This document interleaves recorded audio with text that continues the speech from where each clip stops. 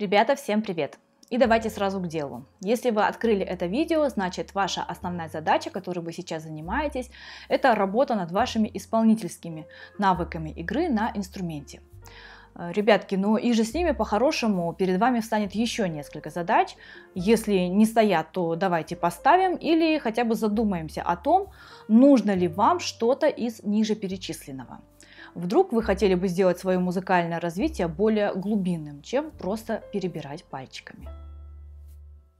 Итак, первое. Хорошо бы освоить, хотя бы основы музыкальной грамоты, если вдруг, мало ли, у вас с этим какие-то есть нерешенные до конца проблемы. Сформировать навыки чтения нот с листа. Сформировать значит понять принцип, а прокачивать, повышать уровень можно бесконечно. Научиться подбору мелодий и позже гармонии по слуху. Научиться транспонированию. Что это такое? Это перенос композиции в другую тональность. Просто выше или ниже, чтобы вам, например, было удобнее петь, если вы поете и играете. Вам желательно узнать необходимый набор методических приемов для самостоятельной работы над произведением. Чтобы не ждать неделями подсказки от вашего преподавателя, уроки же, как правило, не чаще 2 раз в неделю. Ну или если вы весь такой деловой самостоятельный любитель.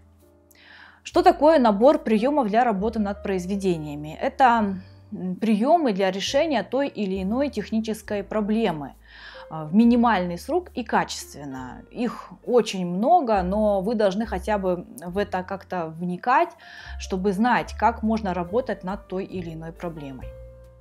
Далее, вам желательно расширять свой кругозор посредством посещения концертов, а также чтения, допустим, литературы на музыкальную тематику, причем разную, не обязательно теоретическую, и не нужно только теоретическую, но и, допустим, про эстетику музыки, направления, биографии композиторов, известных исполнителей и так далее.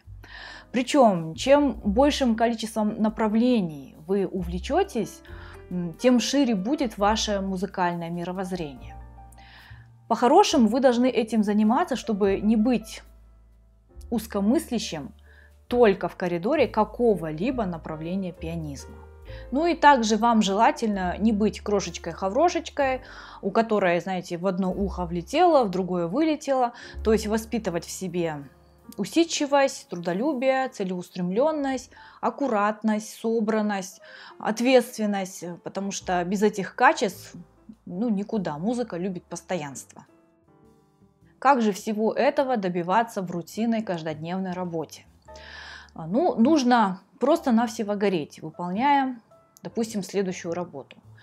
Это читать и обсуждать музыку. Допустим, на моем канале за столько лет уже много таких вот включенных зрителей, которые готовы обсуждать ее сутками.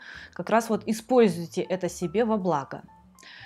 Да, и литературы сейчас тоже уйма. Я тоже уделяю время обзорам научпоп книжек на канале, допустим, которые помогают образовываться мне, и, возможно, что-то вы также для себя найдете. Также, занимаясь не менее 6 раз в неделю, пожалуйста, слушайте свои произведения в оригинальных интерпретациях. Или, допустим, в исполнениях других пианистов. Слушать разнообразную музыку, также я бы советовала вам, причем разных исполнителей, в том числе других направлений, то есть не только Горовиц, Рихтер и вся вот эта братья, то есть если вы идете по пути академизма, и других направлений. Важно и полезно вообще проводить вот такой вот внутренний анализ на том уровне, на котором вы сейчас это можете сделать. Четвертое. Полезно приобретать навыки для самостоятельного музицирования. Вы спросите, как? А вот так. Допустим, подбирать по слуху знакомые мелодии. Для многих это самое любимое. Возможно, можно пробовать подбирать гармонию к пьескам, песнюшкам каким-то, используя на практике то, что вы проходите, то есть знания об аккордах, соединениях, сферах, пытаться записывать все это, возможно, даже в виде цифровки, подбирать понравившуюся фактуру для исполнения.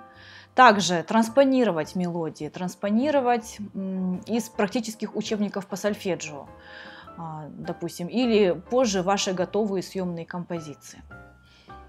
Сочинение – это по потребности к такому виду деятельности, то есть здесь вот не обязательно. Бояться тоже этого не стоит, это очень и очень полезно. Но старайтесь следовать логике развития, когда вы сочиняете. То есть должно быть вступление, начало, да? Должен быть показ темы, должно быть ее развитие, разработка ее, да? Кульминация, кода. Вот, ну, чтобы как-то это в форме все было. Или если это песня, то, соответственно, следовать песенной форме. Концертная деятельность. Концертная деятельность перед аудиторией, знакомой или нет. Вот как раз прокачивайте свою эмоциональную выносливость таким образом. То есть вы должны тренировать так свою способность справляться с вашим эмоциональным напряжением и волнением. Если не перед кем вам выступать, то вы можете играть перед камерой телефона, и я вас уверяю, вы удивитесь, но даже так может возникнуть такой вот мандраж.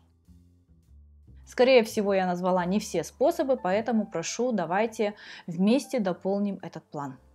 Спасибо, что посмотрели. Если у вас есть какие-нибудь интересные комментарии по этому поводу, пожалуйста, оставляйте их внизу.